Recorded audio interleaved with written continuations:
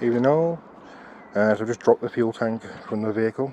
Now I've got to take the sender unit off, and then this is the auxiliary feed here, so we can put a diesel litre on there.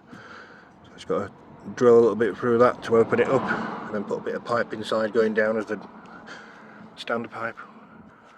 So yeah, let's get to it. There we go. All back in, drilled through the auxiliary nipple.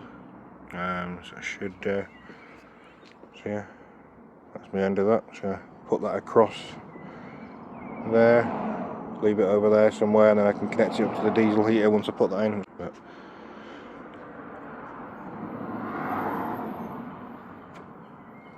yeah, all good. Just try blowing through it and it's all good. So yeah, now time to put the thing back on. Fun times. I'll be installing the diesel heater into the vehicle.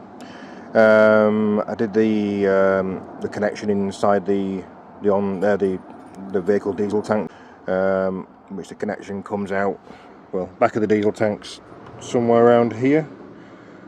So it's a nice short run from there to the diesel heater. So yeah, it'll come from there into a fuel filter, then that'll be going into the pump, and then from the pump it'll be going into the bottom of the diesel heater.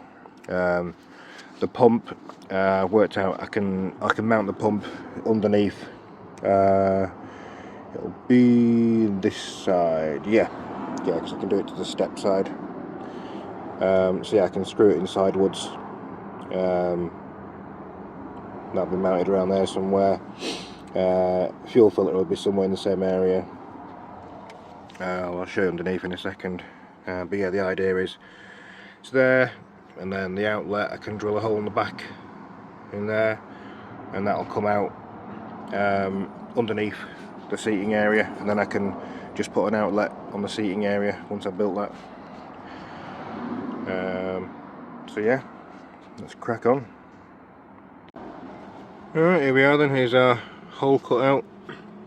I'm not supposed to write it being neat because you're never going to see it. But yeah, the edges are all, it looks worse than it is. There's bits of like this undercoat, that's what you can see sticking out. It's not rough edges, these are all been deburred, so we're all good. Yep, so that's that. And then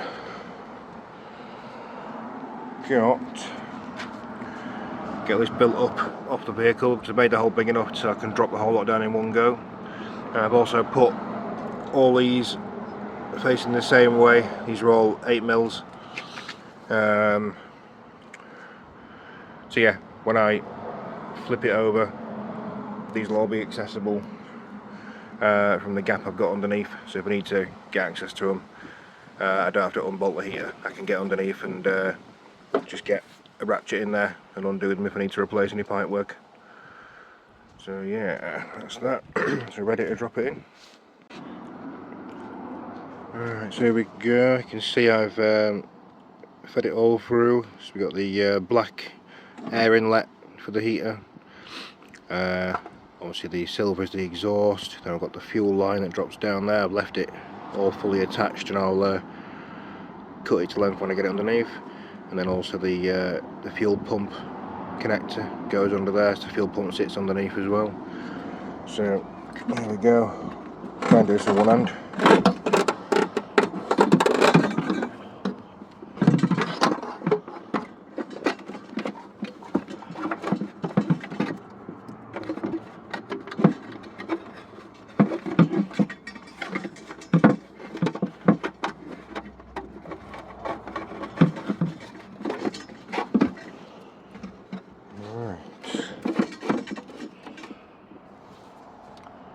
There we go, it's all nice and flat.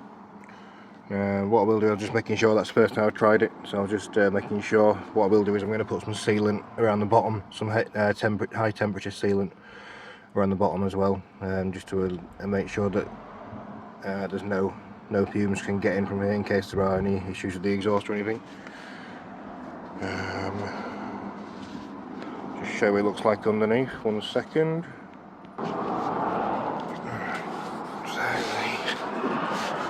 Exhaust on direct somewhere on this.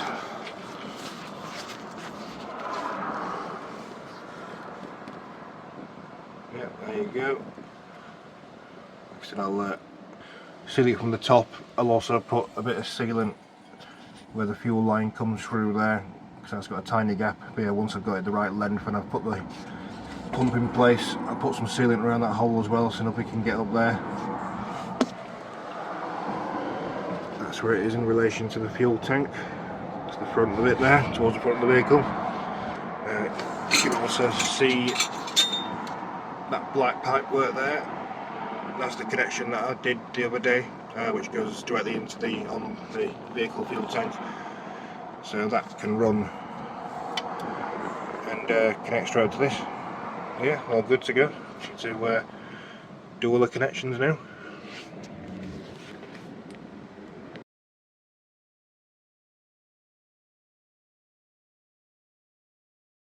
Hey, mini moo. Here's a little update on our heating system that we got in the van. It's working very well. So bear in mind, the door's wide open. I've got it pumping out down there, just one single outlet coming inside to the whole van. So yeah, even though, look on here, I'll just twist this knob. You see it's set to 22 Celsius, so in temperature mode. But even though it's set to 22 on the lowest output down here, we're still hitting 25 because it's keeping the heating extremely well.